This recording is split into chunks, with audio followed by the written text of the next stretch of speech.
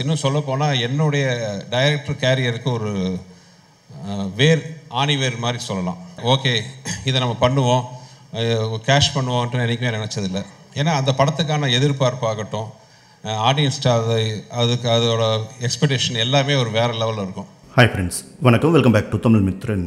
கமல்ஹாசன் தயாரிப்பில் super star Rajinikanth நடிக்க இருந்த படத்தை சுந்தர் சி டைரக்ஷன் பண்ண போகிறதா அஃபீஷியலாக அனௌன்ஸ் பண்ணியிருந்த நிலையில் தற்போது சுந்தர் சி இந்த படத்திலிருந்து விலகி இருக்கிறதா அவரே அனௌன்ஸ் பண்ணியிருக்காரு.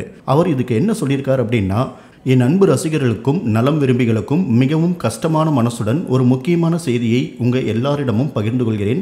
சில எதிர்பாராத தவிர்க்க முடியாத காரணங்களால் நான் தலைவர் 173 என்ற பெரிய படத்திலிருந்து விலக வேண்டிய கடினமான முடிவை எடுத்துவிட்டேன்.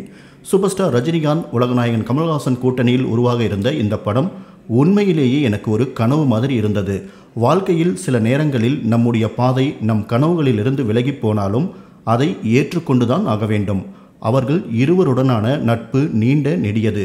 இந்த உறவை நான் எப்போதும் மிகவும் மதித்து உயரத்தில் வைத்திருப்பேன். கடந்த சில நாட்களில் நாங்கள் ஒன்றாக செலவிட்ட விசேஷ தருணங்கள் என் நினைவில் என்றென்றும் இருக்கும். அவர்கள் எனக்கு நிறைய விலைமதிப்பற்ற படிப்பினைகளையும் ஞானத்தையும் கற்றுக் கொடுத்திருக்கிறார்கள்.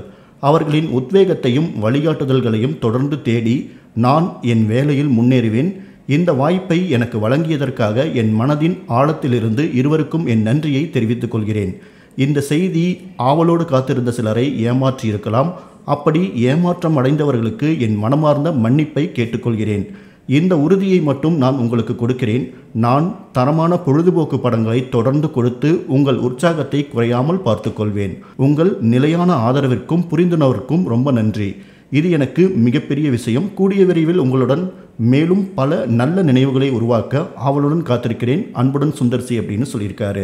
தற்போது சுந்தர்சி அவர்கள் இந்த படத்திலிருந்து விலக காரணம் ராஜ்கமல் நிறுவனத்தோடு ஏற்பட்ட கருத்து வேறுபாடு தான் காரணம் அப்படின்னு ரூமர்ஸ்லாம் போயிட்டுருக்கு. மேலும் இந்த படத்தை உதயநிதி ஸ்டாலின் அவர்களுடைய ரெட் ஜெயின் மூவிஸ் தியேட்டர்கள் ரிலீஸ் அல்லது இன்னொரு ப்ரொடக்ஷன் பார்ட்னர் அப்படின்னு சொல்லியிருந்தாங்க. இந்த படம் அரசியல் ரீதியாக சில அழுத்தங்களை சுந்தர்சிக்கு கொடுத்ததால தான் அவருக்கு பிடிக்காமல் இதிலிருந்து விலகிட்டார் அப்படின்னு சொல்லிட்டு இருக்காங்க.